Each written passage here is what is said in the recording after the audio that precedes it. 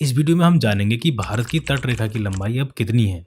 दोस्तों, high resolution mapping के बाद नए डेटा 2023-24 के अनुसार भारत के समुद्री तट की लंबाई 7,516 किलोमीटर से बढ़कर 11,098.81 किलोमीटर हो गई है। यानी अब यह पहले से करीब 48% अधिक है। यह बढ़ोतरी किसी नए भूभाग के जुड़ने से नहीं हुई है, बल्कि नई टेक्नोलॉजी से हर किनारे को बारीकी से माप लिया गया है, जिससे तट की लंबाई बढ़ गई है। इसी को कोस्टलाइन पैराडॉक्स कहा जाता है, यानी जितनी बारीकी से मापन होगा तट उतना लंबा दिखेगा।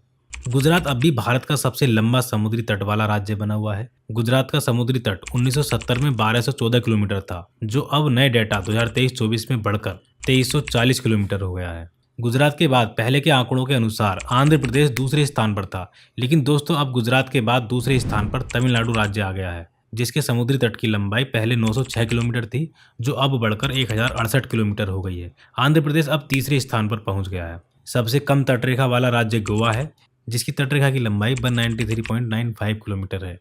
राज्यों और केंद्र शासित प्रदेशों में सबसे अधिक तटरेखा अंडमान और निकोबार द्वीप समूह की है, जिसकी तटरेखा की लंबाई 3083.5 किलोमीटर है। भारत के तटीय राज्यों और केंद्र शासित प्रदेशों की तटरेखा की लंबाई की लिस्ट आप सामने देख सकते हैं। इनको आप एक दूसरे से कंपेयर कर सकते हैं। दोस्तों, भारत की समुद्री सीमा भले ही नक्शे में बड़ी दिखे, लेकिन असल में यह टेक्नोलॉजी और बारीकियों से जुड़ा बदलाव है, जो दिखाता है कि आधुनिक तकनीकी से कितनी सटीक प्लानिंग और सुरक्षा संभव हो पाती है।